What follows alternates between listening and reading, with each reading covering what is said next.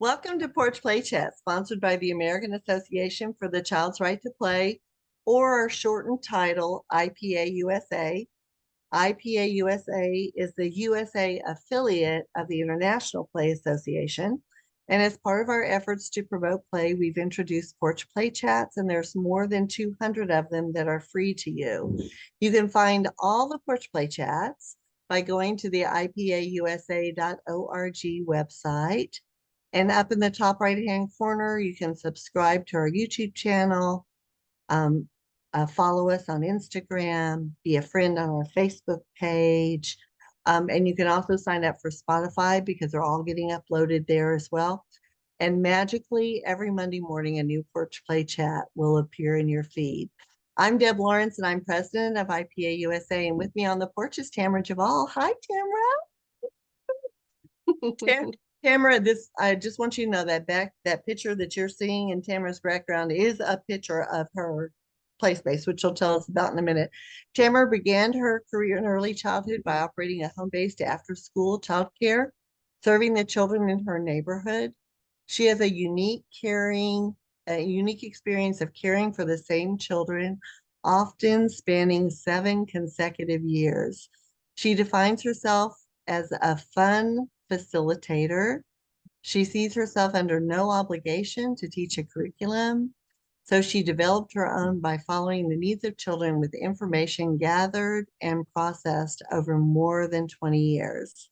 She combines this with her childhood play memories and her experience parenting her now grown children.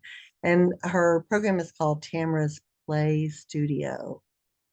Oh my goodness. So today we're talking about process and integration. Woo! Can't wait. What are we doing?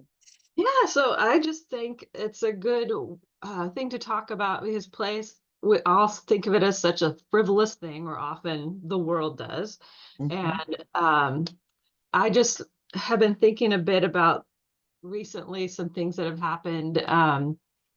Uh, we were doing, well, we have, let me think if I can figure out what I wanted to say. That's fine. You go right ahead. Integrating is practicing all the things that they're learning, in my case, school age kids. So, even the younger ones are doing the same thing. But as they go to school, they're learning, they're being tested, they're being, they're being skilled and drilled all day long on all these separate things. And so what I think is happening in play is it's taking all of it together, and it is a practical way. They're using it and figuring out, what does all this stuff mean? What in the world is it going to be useful for? So for instance, the other day, I only had 3 kids, but I had a really kind of a neat combination. So we had a just entering kindergartner, so just newly, freshly 5-year-old. We had a 7-year-old and an 8-year-old. And the 8-year-old had decided to build something out of wood. And it was a little piece of wood. It had these little levels on it that they made little shelves that came out, and they put jewels on them. And then they put prices over each one. So it was their store. Okay, got it. So as they're doing this, the 8-year-old is going, cool idea. So gets his own wood and needs some more of those pieces that she glued on. And I said, oh gosh, she used them all. So then I had to go back and get something else, and found something similar, put it on there.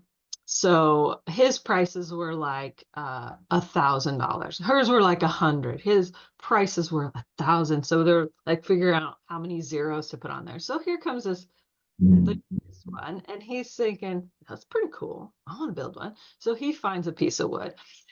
He had used all of the other little shelving things so he had to come up with his own idea. And he came up with something different. He came up with using little circle discs and glue on the side, which were just enough to set the little jewels on. And his were $10,000 each. Oh my goodness. Oh, whoa. So I just thought it was so cool. Then that's not where it stopped. None of them were upset that each one used ideas. Usually that happens, but I was kind of impressed. But they wanted to make a whole store. So they had me be the person working at the store. So he was telling me exactly, he was training me how to do it. So he wrote out cards that had pictures of each item that was there and how much everything cost. They went to the table and each one of them made their own money. Do you have green paper? Do you have green paper? So they all made their own money and came and they all practiced buying and selling. And it was just, I thought, the coolest thing. Oh my They goodness. adapted. And so what I thought was cool was the youngest one was challenged by it, but he powered up. It's sort of like, in video games, you get to the next level. He was able to push himself to his own comfort level, Mhm. right? And this can happen on much more sophisticated things, but he was doing more than he would have done on his own, more than he would have done with children his own age. And so I think that that's part of what I was going to talk about, how it levels up. It's exercising and testing. It's like you've been practicing on the soccer field forever, and then they get let loose for a big game. They use all the skills and drills and things that they've learned, but they put it in and use it immediately to play the game. And so this is just life skills practiced. It's just practice, practice, practice. All the things that they're learning that don't make any sense at school, like what am I going to use this for? But they were writing signs and numbers and figuring it out and making change. And it was so funny because one of the kids in this particular game said um, uh, she bought something for $1,000 as she or 500 gave him a $1,000 bill. And she said, do I get change? And he said, no. No, sorry. No change for you. Aside from making all that money and all the different denominations, he just opted to say no. I thought that is hilarious. So then he changed his mind and he said, well, I'll give you 20. So he made some quick $20 bills. Hey, that's what I like. This whole, they just change and adapt. And that's just one example. Um, And I want to go back because that's a beautiful example of so many theories, right? That's Vygotsky at work, right? mhm, That's you are watching Vygotsky happen, why mixed age groups are so important and why children having the freedom to choose what they're interested in or to build off of what somebody else is doing. And then instead of it being so disconnected from what they're learning in school, where math may have nothing in relationship to what they're reading, or and that has nothing in relationship to what they may be exploring in science, and that or has story nothing. Yeah. take a story problem. Those story problems don't have anything to do with their lives. No, So no, it just makes no sense at all that they were able to integrate through that activity that they selected, mhm, and they were able to use their problem solving skills and they were able to do it their own way, and then they carried it through. They didn't just make it, then mhm, they did something with it. It's a beautiful example of how when children play, it is a fully integrated, mhm, playful interaction where they're using lots of this stuff over here, lots of these domains of development that they don't use when they're in school, right? Because it's just, we're just going to read. Now put that reading away, get out your math book. Now, but exactly. there's no fluid connection that helps them understand how it applies in the real world, but you give them that opportunity. It's so fun to watch. And I had also recently, like silly things, like when you think of the different ages again. So we had a child who's maybe 9 or 10, and then some other younger kids. And someone said, can I play too? And she said, well, yes, they're playing restaurant. She said, oh, yes, that sounds great. Uh, Follow me up to my office and I'll tell you about your job position. It's like that, so it's just just gets bigger and more.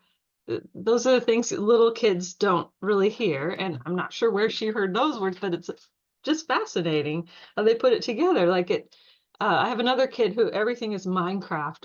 It used to be all, well, it's Minecraft and Pokemon. So everything is integrated through those games, and everything has to have a creeper, and everything I mean, the restaurant would have a creeper. It's like they just are putting it all together, and like it also becomes a way to process their emotional life.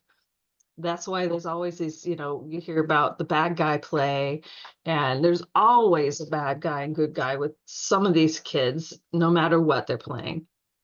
And I just think that's a great way, again, for processing and integrating their life with what they're struggling with. And then they balance it and they adapt it to fit. They test themselves to a limit they're comfortable with. They stretch themselves to where they are comfortable, but they will push farther because there's no one watching them. There is no one testing them. There's no one grading them. And so they're able to get real, and it's all make believe. Like we had a problem the other day where some of the older girls, it just so happened to be a girl group, were playing in the mud kitchen. This is the mud kitchen behind me.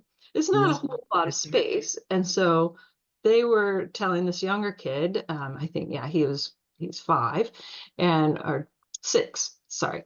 Anyway, he's also has a different personality, and he has his own things he's learning, right? At his age, he's still learning how to um, join a group and, deal with the fact if they don't want you to play, kind of a thing. And so they were very, very polite about it and said, gosh, we already have enough employees in our restaurant right now. It's just kind of crowded in here. And he really didn't want to hear that at all. And later we unpacked this, and he got a little upset about it. Later we unpacked it and said, I think maybe it would have been wise, knowing what you know now, that maybe you could have given him a little job. What do you think? We talked about how that must have felt for him. You could obviously see what happened. And they said, yeah, you're right. That would be easy enough to do. But, it's just all this learning and unpacking it, coming back to it, maybe day after day, and reminding people about how I talk about this so much. I'm sorry. It is so much about what I love about the mixed age play. But And I want to go back to one other thing, that to lift up what you were talking about. So they're taking all this prior knowledge that they have, right? So Minecraft and Pokemon, and they're using that in their pretend play because that's the prior knowledge that they came with. And through their pretend play, they're deepening their understanding of that prior knowledge. And I'm sure they threw in some math and some science and some creativity and some problem solving and all the other things, because it's a very play is integrated, right? Children don't just say, okay, now I'm doing math. Right. Can't do anything else, right? It's integrated naturally. But I think what's so beautiful about your program is you provide the space and the time for them to be able to do this. You don't say, okay, it's time to have snack. Now you should do your homework. Then we're going to do this activity. It's a totally different experience than what they've had all day, where they can just come and like, ooh, they can get back to doing something they're interested in doing. And you're there to provide the space, right? So that's what's so beautiful about your program. Yeah, I mean, I really think it's so important. That's one of the reasons I crave summertime, where they have this incredibly long day to do whatever. You could see when they arrive here, their bodies just, wow, they know what to expect. They're there for their own purpose. They're just thrilled. And you would think after 7 hours they would be bored. And then it's just the best feeling when they're like, no, I don't want to go. And you're thinking, my gosh, I've been here 7 hours. It's just what they crave. It's what they need. It's what humans need to do all through life is play and use our creativity. But I wanted to get back to my example. One of the things I had forgotten to mention was that part of the reason that when the girls were telling him he couldn't play in their game at the moment, maybe later, he wasn't able to put that aside because it was pretend. And so this is where it gets kind of weird when pretend is pretend. So it can be anything. And I've bumped up against kids before where I'm like, can you just stretch it? It's not real. So you can do whatever, you could pretend whatever, but it's real to them. Mm-hmm. Especially these girls were older. It's sophisticated play. They did not want to, like, for the lack of a better term, dumb it down or adapt. They didn't feel like it. They wanted to feel like they had a real restaurant and they were doing things that were more complicated. Mm-hmm. So I think it's a hard thing for me to tread because I want everyone to have a great time and everything to be, great. But we all know that so much learning happens when that conflict That arises. conflict happens. Yeah.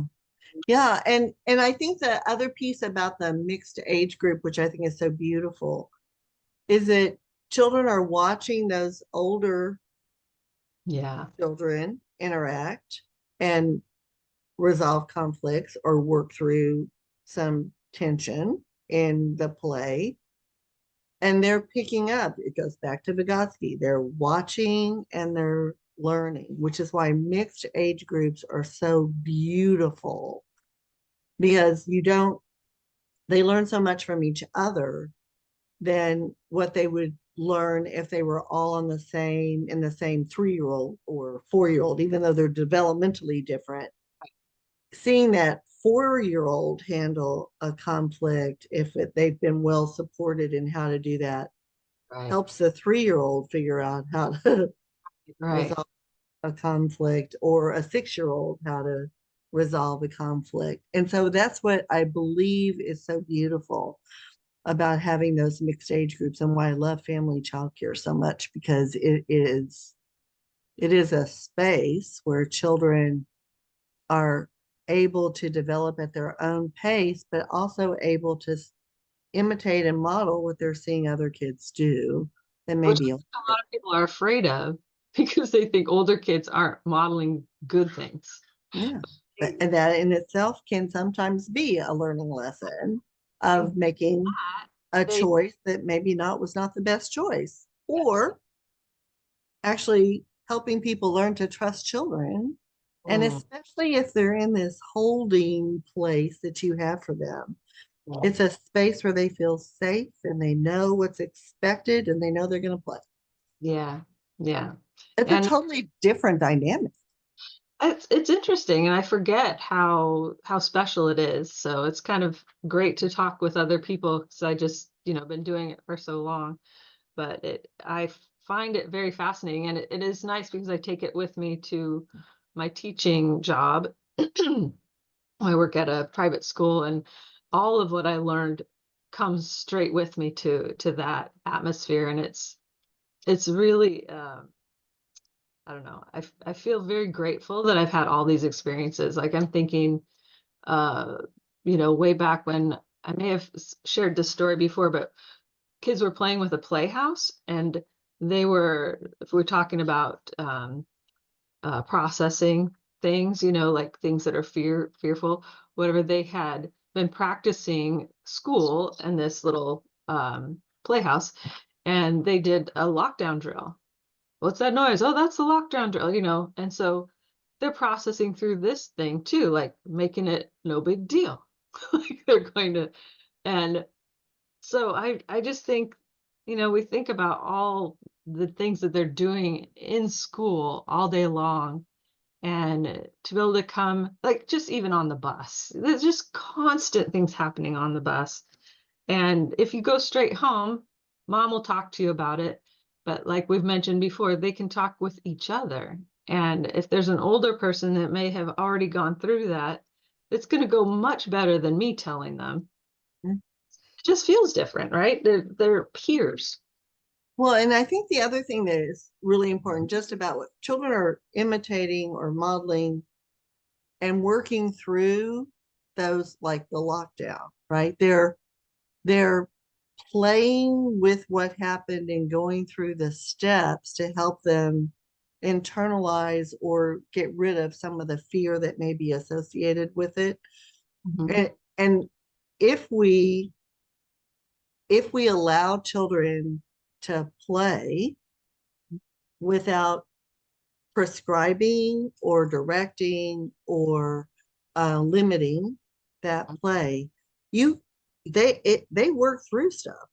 They Right. work through things that are happening to them or have happened to them that can help them heal, Mm-hmm. because play is a safe place to do that, Yeah. try to make sense of it, and then having a wonderful person there who can listen and then know what that child might need to support them in dealing with whatever it is that happened, even if it's somebody told me I couldn't come to their sixth birthday party, right, and it's a crisis. Oh, it's a huge thing. Oh Yeah. my goodness, and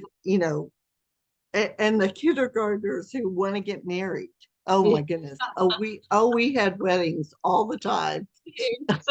And So many weddings. because somebody had gone to a wedding and Right. then came back and they wanted to be engaged, and then Yeah. it was hysterical.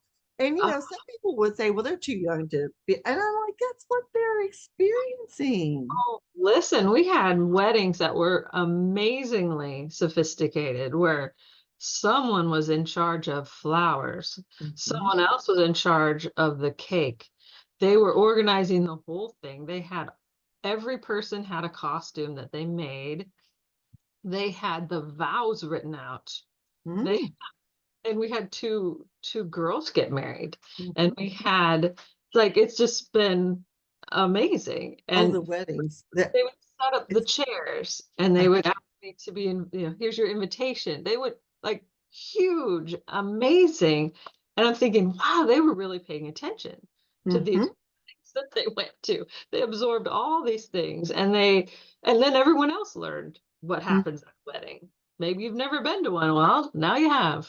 Yeah, we've done it in kindergarten. Oh my God, goodness! I bet we had a wedding every couple of weeks.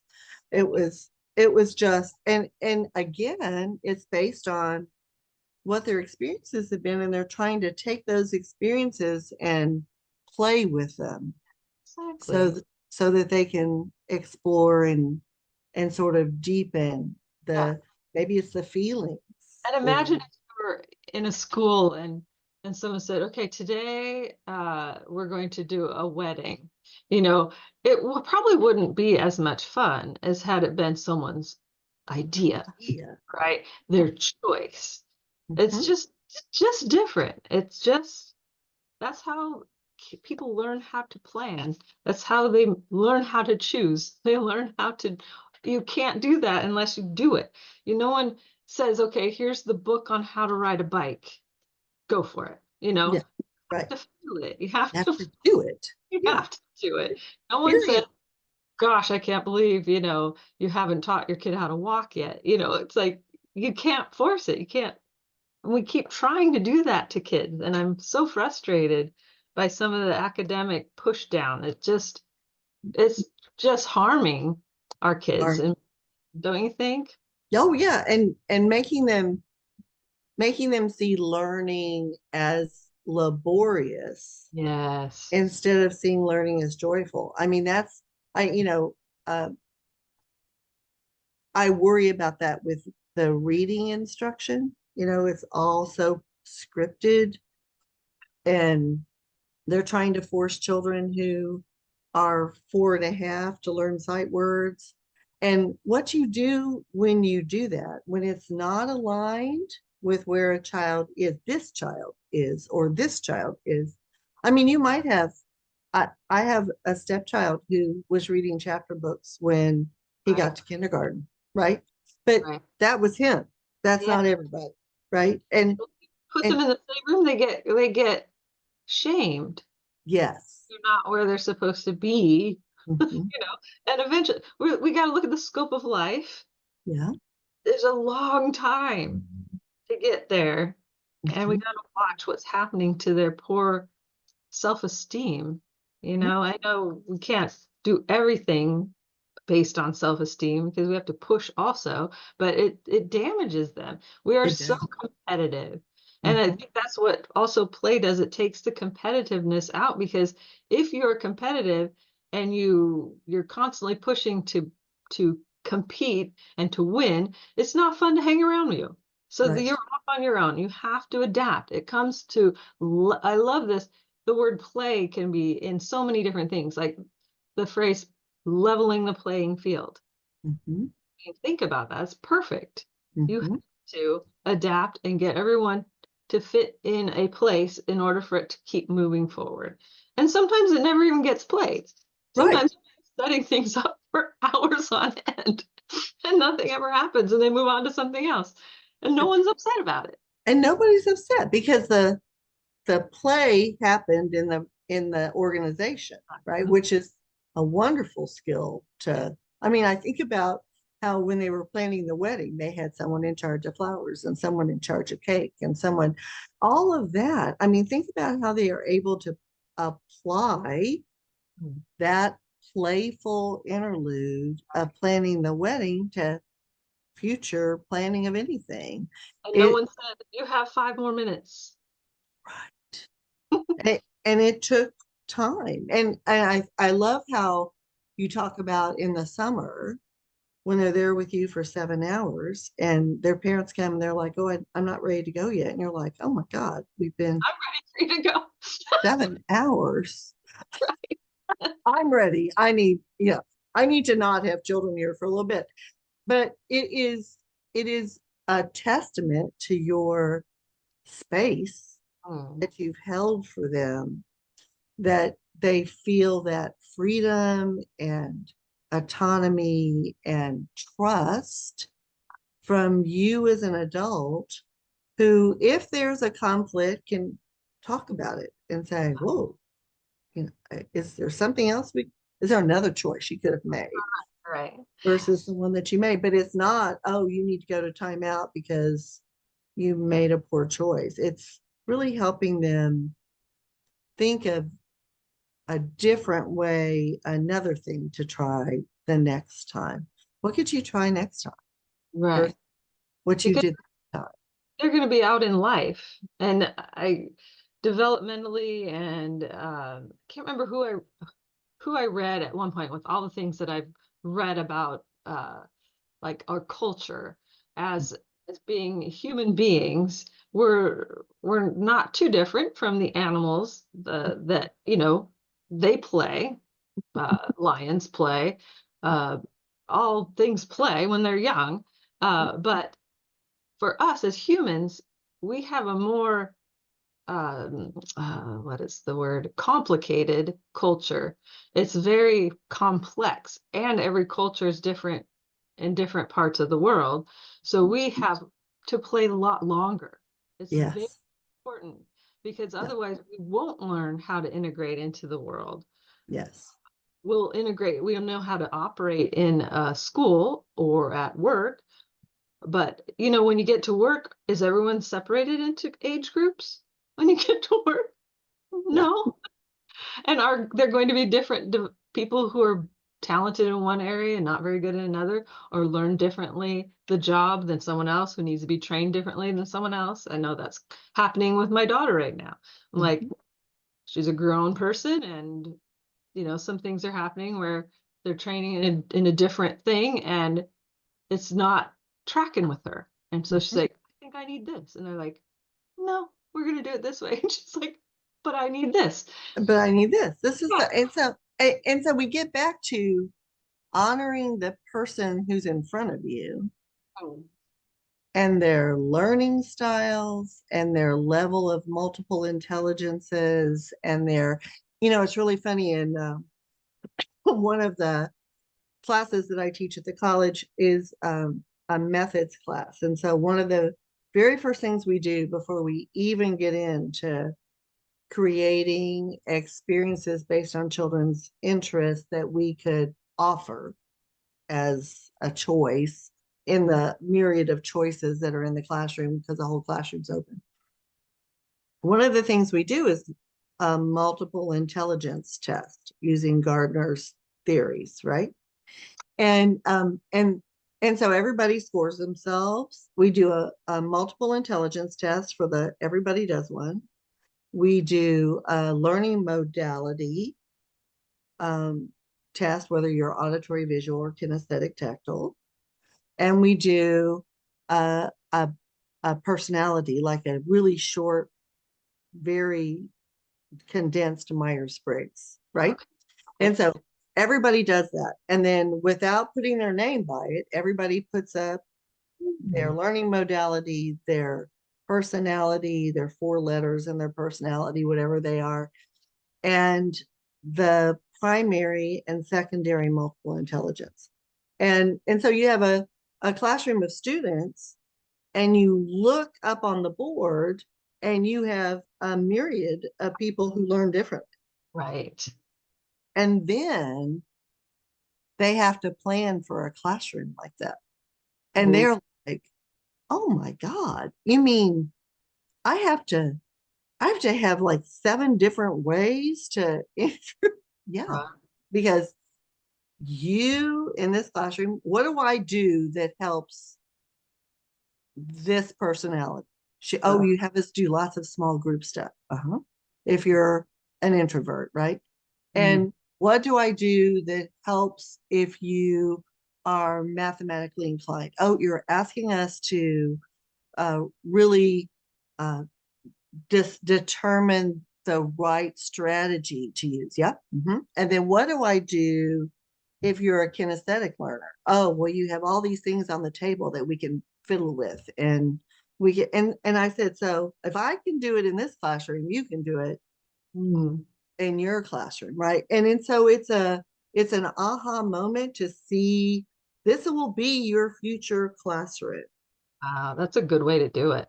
And how are you going to individualize for each of these little munchkins that are now up on the board? And what do you need me to do? And you're feel free to tell me to individualize for you. So it's an aha learning experience for them that's practical, and it's all based on who they are as a person. And some of them go, that's why I love music. I'll go, yes. Yeah. The high multiple intelligence score in music, right? Right.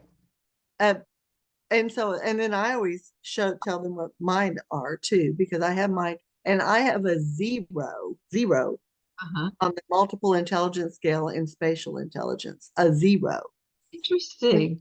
But I Yeah, think it's so important. I is this something that is done in schools? Like, I'm thinking this is a great way to start every year, you know? yes, My gosh. yes. It is a great way for a teacher who is working with munchkins, especially in primary grades and middle school and secondary. Oh my goodness.